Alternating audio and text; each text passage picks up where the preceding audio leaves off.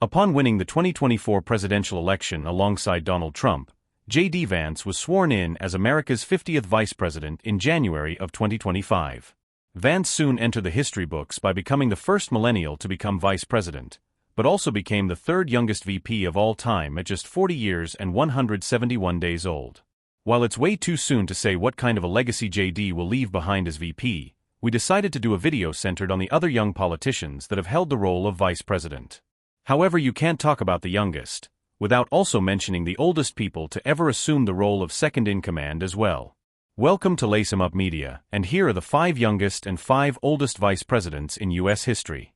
Number 5, youngest, Daniel D. Tompkins. Going into the election of 1816, Tompkins was one of a handful of names who ran for his party's nomination, but was ultimately beat by founding father and Secretary of State James Monroe. In order to pacify the northern wing of the Democratic Republicans, Monroe decided to go with Tompkins to be his running mate. At 42 years and 256 days old, Tompkins became America's 6th vice president, and the youngest second-in-command since 45-year-old Aaron Burr was VP back in 1801. Due to poor finances, becoming an alcoholic and dealing with poor health following a horse-related accident in 1814, Tompkins' time as vice president was unremarkable. However, he did hold the record for being the youngest VP for the next 4 decades. Quite impressive for a forgettable vice president. Number 5, oldest, Nelson Rockefeller. Full disclosure, when we first decided to make this list, most of us assumed that Joe Biden would be the oldest man to be elected vice president. So you can only imagine our shock when we discovered that Biden is not only not the oldest man to be vice president, but is not even in the top 5. When elected as VP with Barack Obama in 2008, Biden was 66 years and 61 days old, which should get him on this list. However, Biden misses the top 5 by roughly 100 days. As such, the current 5th oldest vice president would be former New York Governor Nelson Rockefeller. As a member of the wealthy Rockefeller family and part of the liberal wing of the Republican Party, Nelson had been viewed as a potential candidate for president for some time. Despite his attempts throughout the 1960s to win his party's nomination, Rockefeller wouldn't get anywhere near close to the presidency until he was sworn in on January 20, 1977. Thanks to the 25th Amendment to the U.S. Constitution and the resignations of Spiro Agnew and Richard Nixon, Rockefeller became the 41st vice president at 66 years and 164 days old, but didn't do much of note in that role. Combined with his decision to step away from politics and the disdain he got from the GOP's growing conservative wing, led to Nelson not even being on the ticket when Gerald Ford ran in the 1976 election, with Ford's running mate being Kansas Senator and future presidential candidate Bob Dole. Number 4, youngest, Theodore Roosevelt. With the passing of Vice President Garrett Hobart in late 1899, President William McKinley needed to find a new running mate for the upcoming 1900 election. Enter Theodore Roosevelt, a former police commissioner turned governor of New York, who recently gained notoriety as a war hero during the Spanish-American War. Despite his own misgivings about Roosevelt, McKinley would accept him on the presidential ticket, with the duo easily winning the election, thus making Roosevelt the new VP at 42 years and 128 days old. Just 6 months after their win, McKinley would face an assassination attempt during a trip in Buffalo, New York, before dying of gangrene a few days later. As a result, Theodore Roosevelt would become the 26th U.S. president, but also the youngest man to ever be president, making Roosevelt the only VP on this list to achieve this. Number 4, oldest, William R. King.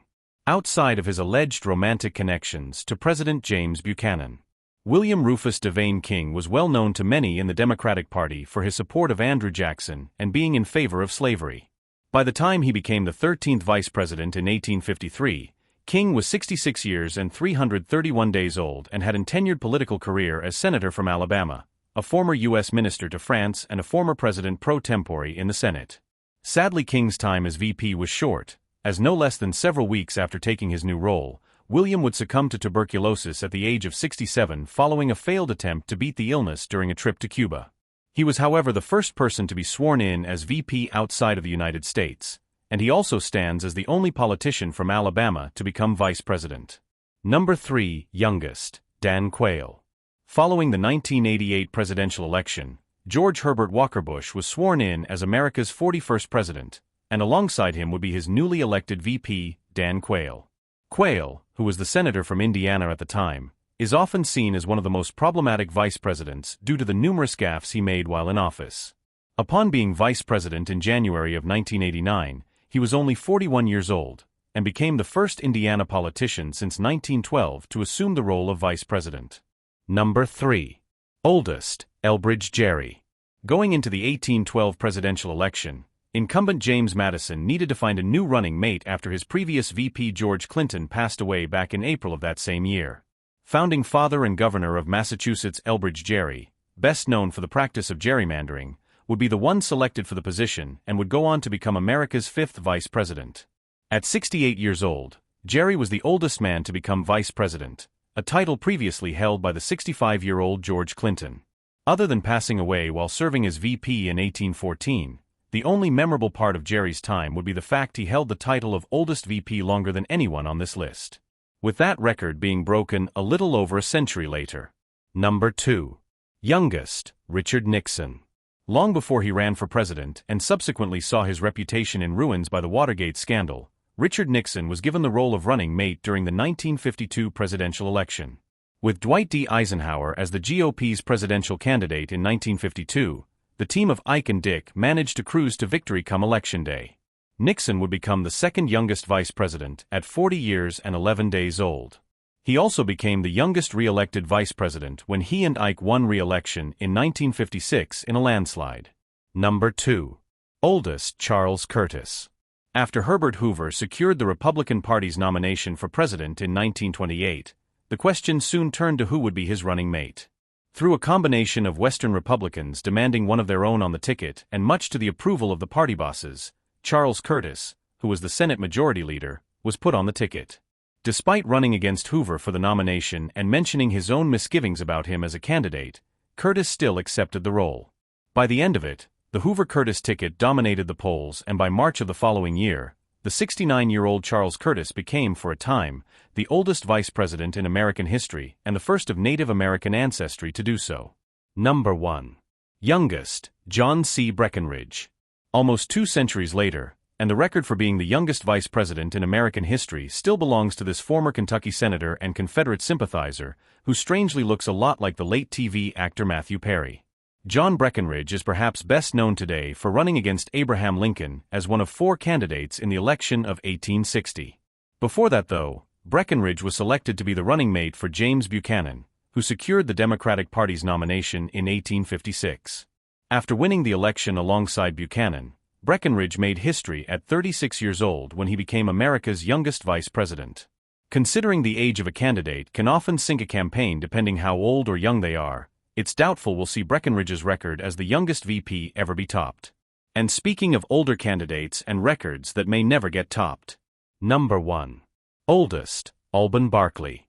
It looks like the state of Kentucky can stake claim to not only giving us America's youngest vice president, but also its oldest, and both also happen to be members of the Democratic Party. Anyway, heading into the 1948 Democratic National Convention, Senate Majority Leader Alben Barkley gave a keynote address which highlighted not only the successes of Franklin Roosevelt's New Deal policies, but also referred to the 80th U.S. Republican Congress as the Do-Nothing Congress.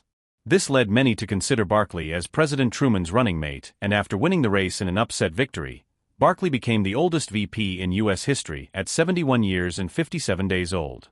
Although his age would be the thing that prevented him from winning the party's nomination in 1952, it did allow him to enter the history books as America's oldest second-in-command. And that's our list. Be sure to follow us on Bluesky Social, X and TikTok for any updates regarding the channel.